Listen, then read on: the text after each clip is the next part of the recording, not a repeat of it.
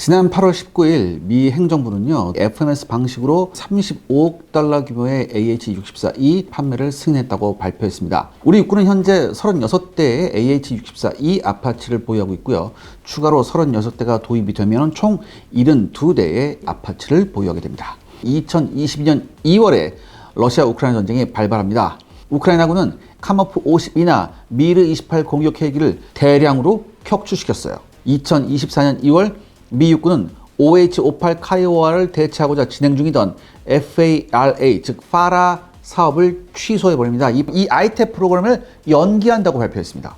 랜디 사령관은 우크라이나 전장에 배치된 헬기들이 최신 지대공 미사일에 얼마나 취약한지가 확인되었고, 이와 반대로 무인 정찰기 시스템과 위성 정찰 체계가 과거와 비교해 훨씬 저렴해졌고 훨씬 효과적이라고 언급했습니다.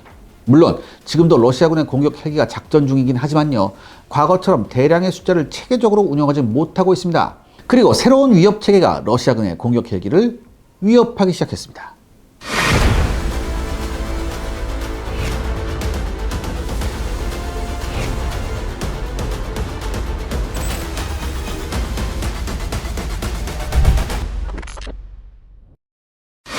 지난 시간에 새로운 요격체라고 말씀하셨는데요. 네, 러시아군은 헬기를 운영하는 과정에서 갑작스럽게 나타난 우크라이나군 드론으로 인해 깜짝깜짝 놀라는 경우가 많았는데요. 지난 시간에 말씀드렸듯이 급기야 8월 1일 서방 언론은요, 우크라이나군이 도네츠크에서 FPV 드론을 사용해 중량 12톤짜리 미르-8 수송 헬기를 격추했다고 보도했습니다. 물론 아직까진 피해가 크지 않지만 그 이유는요, 우크라이나군이 운영 중인 공격형 드론은요, 주로 기갑 차량이나 병력을 공격하는 용도이기 때문에 속도가 그다지 빠르지 않기 때문이죠. 만약 드론이 다른 드론이나 헬기 공격용으로 개발된다면 속도가 훨씬 빨라질 수 있는데요. 현재 이 분야에서 가장 잘 나가는 것이 바로 미국입니다. 미국은 2016년부터 이라크군의 IS 테러 조직 진압작전을 지원했고요. 그 과정에서 IS가 중국제 드론을 개조해 이라크군을 공격하면 물론 프랑스 특전부대원 2명이 드론 공격에 전사하는 상황을 목격했죠. 이에 신속히 드론을 잡고자 CUAS, 즉 Counter Unmanned Aircraft System, 대드론 시스템 사업을 시작해서 2018년부터 코요테 블록 1 요격 드론을 배치하기 시작했습니다. 이 코요테는 리튬 배터리와 프로펠러로 구동하는 고속형 요격 드론입니다. 전면에 소형 드론을 잡아낼 수 있는 KU 밴더 레이더 시커가 있고요. 이게 탐지거리가 한 16km 정도 돼요. 또한 표적 위치만 대략적으로 알려주면 스스로 다가가 격추시킬 수 있습니다. 미국은 적대구의 대응에 대비해 코요테 블록 1의 속도는 공개하지 않았지만 뒤이어 등장한 코요테 블록 2는요, 대략적인 속도가 공개되어 있습니다. 미국은 민간용 드론들이 지속적인 발전을 통해 속도가 빨라지자 신형 코요테 블록 2부터는 전기 모터 따위가 아닌 로켓 부스터로 발진한 이후 터보제트 엔진을 사용해 비행시킴으로써 그 속도를 무려 시속 550에서 600km까지 늘렸습니다. 모든 종류의 리튬 배터리 추진형 드론을 잡을 수 있는 속도죠.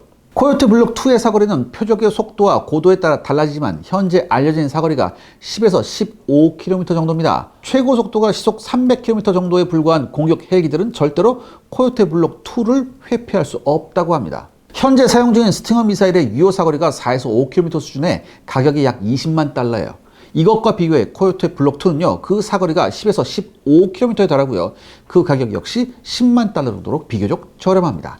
미 육군과 해병대는 현재까지 6,700발 이상의 코요테 블록 2를 도입했습니다. 그리고 2022년 4월에 이라크에 위치한 알 아사드 공군기지로 날아온 무장단체의 드론을 실제 격추시킨 바도 있었죠. 현재는 해외 판매도 허가되어서요, 2022년 11월 말 미 국방부 대외협력국 DSCA는요, 카타르가 200대의 코요테 블록 2 도입을 요청했음을 발표하기도 했습니다. 우리나라의 국방과학연구소도요, 코요테 블록 1과 비슷한 드론 요격용 고속 드론을 개발하고 있습니다. 내년에 실제 요격 테스트를 수행할 계획인데요. 문제는 이러한 드론 기반용 요격 체계 개발이 크게 어렵지 않다는 겁니다. 과거에는 고해상도 광학 장비와 대용량 데이터를 처리하는 컴퓨터 칩을 구하기 힘들었지만 현재는 스마트폰과 중국 DJI사 덕분에 북한과 같은 불량 국가도 얼마든지 드론 요격용 고속 드론을 개발할 수 있게 되었어요. 그리고 북한은 이걸 가지고 우리 육군의 헬기를 공격할 것이 분명합니다. 그렇다면 여기에 대해서 어떻게 대응해야 할까요? 미 육군의 대응은요, 앞서 언급했던 OH-58 카이오와를 대체하고자 진행 중이던 파라 개발 사업을 취소하고 이와 동시에 UH-60 블랙호크와 AH-64E 아파치를 위해 개발 중이던 아이탭을 연기한다고 발표했습니다. 하지만 이 아이탭도 현실적으로는 취소될 가능성이 높아요. 그리고 이와 반대로 절약된 예산을 사용해 차세대 장거리 강습 헬기 사업을 보다 강화한다고 밝혔습니다. 그리고 이 차세대 장거리 강습 헬기 사업인 플랄라 사업을 통해 개발된 V280 벨러의 무장형을 최대한 빨리 개발해 점차적으로 아파치 공격 헬기를 대체하고자 하고 있습니다. 이 V280 벨러는요, 시속 519km의 순항 속도와 1480km에 달하는 전투 행동 방향을 가지고 있는데요. 리튬 배터리와 프로펠러를 사용하는 드론 정도로는 요격 자체를 시도할 수 없습니다. 심지어 터보제트 엔진을 사용하는 코요테 블록 2조차 요격이 거의 불가능하죠. 그리고 앞서 언급했듯 우크라이나는 러시아 공격 헬기 운용 비행장을 에이타킴스로 공격했는데요. V280 벨러의 전투 행동 반경이 1480km를 넘어서므로 북한 등의 불량 국가가 보유한 중거리 탄도미사일이나 대구경 방사포를 충분히 벗어날 수 있습니다. 그래도 아파치 등 공격 헬기의 생존 강화 방안이 필요할 것 같은데요. 네, 미국은 중장기적으로 V280 벨러의 신속한 배치, 또한 V280 벨러 무장형을 개발해 아파치를 대체할 계획이지만 현재 테스트 중인 V280 벨러가 완성되고 다시금 무장형 개발까지는 대략 10년이 필요합니다. 그리고 V280 벨러 무장형의 배치도 오랜 시간이 필요해요. 따라서 현실적으로 향후 최소 20년 동안은 미 육군은 AH-64E 아파치를 운용해야 합니다. 실제 미 육군은요, 아파치의 엔진을 교체하는 등의 대규모 성능 개량은 중단했지만 여전히 수많은 개량 사업이 진행되고 있습니다. 먼저 미 육군은 2003년 이라크 전쟁 초기 이라크군 대공포 매복에 걸려 막대한 손실을 입은 경험이 있어요. 이후 미 육군은요, AH-64E 아파치 무인기 운용을 위한 멈티, 즉 유무인 복합 전투체계 데이터 링크를 장착했고요. 아파치가 직접 MQ-1C 그레이 이글 공격 무인기를 운용하고 있습니다. 이 MQ-1C 그레이 이글은요, 아파치의 침투 작전에 앞서서 주요 침투로를 사전에 정찰함과 동시에 위협이 되는 대공포 등을 헬파이어 대전차 미사일 등을 사용해 제거하는 임무를 수행할 수 있어요. 비록 소규모 매복팀 모두를 발견할 수는 없겠지만 최소한 대규모 매복에 당할 위험은 제거할 수 있게 된 거죠. 이와 동시에 아파치의 미 공군의 표준형 데이터 링크인 링크 16 장비를 장착해 미 공군과의 협력을 강화했습니다. 그러니까 왜 미 공군과의 협력을 강화하느냐? 여러분, 전장에는요, 항시 MQ-1C 그레이 이글 공격 무인기를 배치할 수 있을지 알 수 없어요. 또 러시아 우크라이나 전쟁처럼 넓은 잠목 지역에 소규모 휴대용 지대공 미사일 팀이 널리 분산되어 배치되어 있다면 MQ-1C 그레이 이글로는 이들 모두를 잡아낼 수 없기 때문입니다. 그렇다면 어떻게 되냐? 이때는 미 공군을 호출하면 되는데요. 전투기가 이제 출격해서 여기를 그냥 아예 청소해버리면 되는 거죠. 여러분, 전투기에서 투하하는 가장 작은 500파운드 폭탄조차 반경 500m 이내 보병에게 타격을 가할 수 있기 때문입니다. 그럼 우리는 어떻게 해야 될까요? 보잉사 관계자한테 AH-64E 아파치 36대 추가 도입이 취소될 가능성이 있는가라고 물어봤는데요. 관계자는 이미 예산이 반영되었기 때문에 도입 사업은 지속될 것이라고 했습니다. 육군이나 방위사업청의 입장은 러시아 우크라이나 전쟁의 교훈을 알고 있지만 앞서 언급했던 육군 아파치는 북한 붕괴 등의 혼란 상황에 투입될 계획이기에 우크라이나군과 같은 체계적인 방어에 부닥칠 가능성은 낮다고 보고 있습니다. 또한 북한에 대한 안정화 작전 수행 시에 수송 헬기 앞서서 누군가는 반드시 정찰 엄호 착륙 지점에 대한 제압을 실시해야 돼요. 그리고 이걸 위해서는요, 반드시 강력한 방어력과 화력이 필요합니다. 그러니까 공격 헬기 말고는 대안이 없다는 얘기죠. 그래서 미국에서도요, 아파치에 대한 대규모 개량을 중단한다고 발표했을 뿐 OH-58 카이오와 헬기의 사례처럼 신속히 퇴역시킨다는 말은 나오지 않고 있습니다. 국내 전문가들은요, 우리나라에서 여전히 공격 헬기가 충분히 가치가 있다고 말하고 있습니다. 여러분 생각해보세요. 이 러시아 우크라이나 전쟁이 펼쳐지고 있는 곳이요, 어떤 지대입니까? 광활한 평원지대입니다. 당연히 공격 헬기는 상당히 멀리서 관측될 수도 있죠. 그렇기 때문에 우크라이나군은요, 적외선 시컨 냉각에만 약 1분이 소요되는 적외선 유도형 맨패즈를 발사할 수 있는 충분한 시간을 확보할 수 있었습니다. 이와 비교해 우리 한반도는요, 산악지형이에요. 그리고 공격 헬기는 적진에 침투할 시에 30m 이하의 초저고도로 비행합니다. 그렇기 때문에 북한군은요, 우리 육군 공격 헬기에 대해서 휴대용 지대공 미사일이나 공격 드론을 준비할 시간을 제대로 확보하기가 어렵습니다. 또한 육군이 AH-64E 아파치 도입에 성공한 가장 큰 배경은요, 바로 해상작전이 가능하다는 거죠. 2000년대 초반 우리나라는요, 서해안 서북도서를 노리고 있는 북한의 공방급 공기부양정 부대 위협에 시달렸고요. 그 저지 임무를 주한미군 아파치가 수행하고 있었죠. 하지만 미국은 테러와의 전쟁으로 인해 아파치가 추가로 필요했습니다. 따라서 한국에 F-16과 A-10 공격기를 추가 배치하고 그 대신에 주한미군 아파치의 절반을 이동시키겠다고 통보했죠. 그리고 주한미군 아파치 부대가 수행하던 임무를 우리 한국군이 대신해달라고 요청합니다. 우리 정부는 당장 전쟁을 수행 중인 동맹국의 요청을 거부할 수가 없었습니다. 그래서 육군이 그토록 원하던 AH-64E 아파치 도입이 허가가 된 거죠. 육군은 AH-64E 아파치 배치에 앞서 북한 상륙에 대비해 백령도에서 AH-1S 코브라 공격 헬기를 배치했었습니다. 하지만 이 AH-1S 코브라는요, 엔진 출력이 정말 약해요. 그래서 해상 작전을 제대로 수행하지 못했습니다. 그래서 해상 비행이 금지된 상태예요. 즉, 섬 안에서만 비행이 가능합니다. 이와 비교해 강력한 고출력 쌍발 엔진을 갖춘 아파치는요, 소형 선박의 항해가 불가능할 정도의 강풍이 아니라면 해상 비행이 가능합니다. 그래서 AH-64E 아파치 도입이 강력한 설득력을 얻게 되었고요. 이러한 사정으로 인해 한국 육군용 AH-64E는요, 미 육군용의 해상 작전을 대비해 개발한 최신 AH-64E V6보다 먼저 해상 작전용 방위험 도장을 실시한 바 있습니다. 그러니까 연분 방어 도장. 이 신형 아파치는요, 8발의 헬파이어 대전차 미사일을 장착한 상태로 해상 비행이 가능하고요. 이번에 도입될 신형 아파치용 롱보우 레이더는요, 16km 밖에서 소형 고속종을 탐지 및 추적할 수 있습니다. 따라서 북한 공방급 고속종이 대규모 도발을 해온다면 아파치는 먼 거리에서 탐지해 일방적으로 이들을 사냥할 수 있습니다. 그래도 장거리 공격 능력을 확보해야 할 것 같은데요. 이 러시아 공격 헬기가 제가 앞서 말씀드렸었죠. 이 엘무르 장거리 대전차 미사일로 우크라이나 기가부대를 이제 작살냈다고. 근데 이 공격 헬기가 매복한 상태에서 대전차 미사일을 운영하면요, 거의 일방적인 공격이 가능해서 굉장히 이게 유효합니다. 따라서 북한군 전차는 물론 중국군 기가부대를 상대로 아주 가치 있는 능력을 보유하고 있죠. 다만 우리 육군의 아파치는요, 레이저 유도 방식을 사용하고 있는 AGM-114R형 헬파이어만 운영하고 있습니다. 그렇기 때문에 레이저 경보장치를 충분히 배치하고 있는 중국군 전차에 대해서는 사용상 한계점이 있어요. 더욱이 헬파이어의 사거리는 8km 정도여서요, 현대식 대공무기에 다소 취약하다는 문제점도 있습니다. 그래서 이스라엘의 경우 광대한 사막 지역에 대응해 아파치에서 스파이크 엔로스 대전차 미사일을 발사할 수 있도록 조치했죠. 스파이크 엔로스는요, 무선 데이터 링크 유도 방식을 사용하고요, 지상 발사 시에는 사거리가 25km, 헬기 등의 공중 발사 체계에서 발사되면 32km까지 늘어납니다. 이스라엘이 아파치에 스파이크 엔로스를 운용하자 미 육군 역시 스파이크 엔로스를 소수 도입해 아파치의 시험 평가를 진행한 바 있습니다. 하지만 채용은 불발됐죠. 그 이유는 미 육군이 헬파이어를 대체해 얼마 전부터 배치를 시작한 AGM-179A 제금 때문입니다.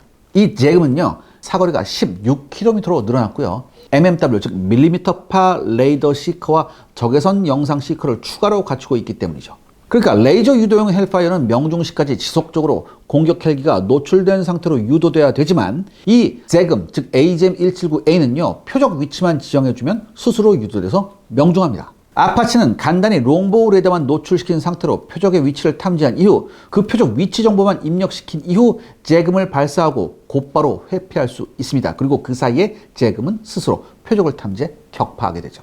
우리 해병대는 북한의 해안포에 대응해 이미 스파이크 엔로스를 운영하고 있고요. 사실 육군이 선택하면 당장 AH-64E 아파치 통합이 가능합니다. 또한 AGM-179A 제금은요, 특수한 전략무기가 아니어서 우리 군이 AH-64E를 신규 도입하면서 미국에게 판매를 요청하면 큰 문제 없이 도입이 가능합니다. 하지만 육군은요, AH-64E를 대전차 전투용이 아닌 북한 영토로 진격해 들어가는 한국군 수송 헬기를 보호하는 용도로 주로 활용할 계획입니다. 그렇기 때문에 당장은 값비싼 이 AGM-179A 제금을 도입하지 않을 가능성이 높다고 하네요. 시청자 여러분들의 구독과 좋아요는 영상 제작에 정말 큰 도움이 됩니다. 여러분들 부탁드리겠습니다. 구독과 좋아요. 러시아 우크라이나 전쟁으로 인해 공격 헬기의 한계점이 드러났지만 반대로 공격 헬기가 여전히 방어 및 대전차 용도로는 아주 훌륭한 능력을 갖추고 있음이 증명되기도 했습니다. 우리 육군의 입장에서는요, 가장 중요한 작전이 바로 북한 영토에 대한 안정화 작전이고요. 누군가는 아군 수송헬기를 엄호할 필요성이 있으므로 AH-64E 아파치를 도입할 수밖에 없었죠. 그리고 아파치는 북한군의 서해 서북도서 공격에 대응할 수 있는 훌륭한 무기체계이기도 합니다. 물론 공격 헬기의 한계점도 발견됐으므로 이를 극복할 필요성이 있죠. 다행히 국내 기업 카이는요, 헬기에서 발사된 이후 정찰 및 자폭 공격을 수행할 수 있는 소형 자폭 무인기를 개발하고 있습니다. 이를 활용하면 공격 헬기의 침투로를 사전에 정찰하면 물론 필요시에 자폭 공격을 수행할 수 있어서 공격 헬기가 대규모 매복에 노출되는 위험을 막을 수 있습니다. 우리나라는 2040년 즈음까지 미국의 V280 벨로와 동급의 장거리 고속 헬기를 개발하는 사업을 현재 진행하고 있는데요. 장기적으로는 이 모델이 아파치를 대체할 겁니다. 그리고 단기적으로는 AGM-179A 제금을 도입해 중국의 위협에 대응할 수 있어야 할 겁니다. 공격 헬기 시대는 아직 끝나지 않았습니다. 여러분, 오늘 추가적으로 전해드릴 소식은 사진 한 장을 보여드리면서 시작하겠습니다. 자신 몸의 몇 배는 커 보이는 리어카를 끄는 노인이 보이실까요? 이분이 나이가 92세이신데요. 매일 폐지와 고무를 주워서 생계를 유지하고 계신다네요. 이렇게 영상 보시면 집안에도 폐지가 수북이 쌓여 있고요. 고철 덩어리들이 집안 곳곳에 있어서 악취가 난다고 합니다. 또 편히 누울 공간조차도 없어 보이죠. 더욱 심각한 건 화장실이 밖에 있고요. 또 공용으로 사용하는 참 안타까운 그런 상황인데요. 그런데 더 충격적인 건 바로 이분의 과거입니다. 이분은 6.25 전쟁 때, 그러니까 그때 나이가 23살이셨는데 당시 광주 의과대학 1학년으로 공부를 한참 하시다가 나라를 지키기 위해 펜을 놓고 총을 드신 위대한 영웅이셨습니다. 그런데요, 나라를 지키기 위해 전쟁에 참전하셨지만 정전 후에 공부를 다시 하시기 어려운 상황이 되셨고 결국 평생을 오로지 힘든 일만 하셨다고 합니다. 그 결과 노후 준비를 하실 수가 없어서 이렇게 폐지를 주워 팔며 생계를 이어가고 계셨던 거죠. 그런데 정말 놀라운 소식이 들려옵니다. 다행히 이 소식이 6.25 참전 용사분들을 돕는 기업 인프레시에 전해지며 곧바로 도움을 받게 되셨는데요. 인프레시는 해당 참전 용사님을 직접 찾아뵙고 그동안 어떤 삶을 살아오셨을지 조금이나마 느끼기 위해 같이 폐지를 줍고 식사를 하며 참전 용사님과 소통했습니다. 그리고 또 현재 가장 필요할 후원금을 전달해 드리고 왔다고 합니다. 이 외에도 해당 지역 지부의 모든 참전 용사분들이 편히 모여 식사하실 수 있도록 매월 식비 지원까지도 결정된 상황이라고 하는데요. 참 좋은 소식이죠. 그리고 인프레시가 전해준 이야기에 또 울컥한 게 있었는데요. 참전 용사님이 저희에게 남긴 한마디가 바로 그것입니다. 그저 행복하게 살았으면 한다. 이 한마디만을 남기셨다고 해요. 이렇게 인프레시가 현재 어려운 환경에 계시는 참전 용사님들을 찾아다니고 있고 매번 이런 소식을 들을 때마다 즉각적으로 나서서 지원을 하고 있습니다. 국내는 물론 해외에서도 물품, 금전, 의료 지원까지 진행하고 있는데요. 나라를 대신해 나서는 정말 감사한 기업입니다. 최근 인프레시가 동참한 여러분에게 감사 인사를 전하면서 혜택이 담긴 후원 랜덤 박스를 출시했습니다.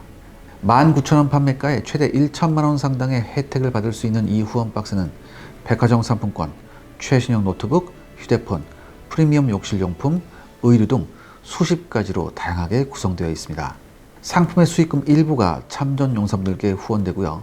지금까지 그래왔듯 여러분의 이름으로 후원이 된다고 하니까 많은 분들이 혜택도 받으시고 좋은 일에 동참해 주셨으면 합니다.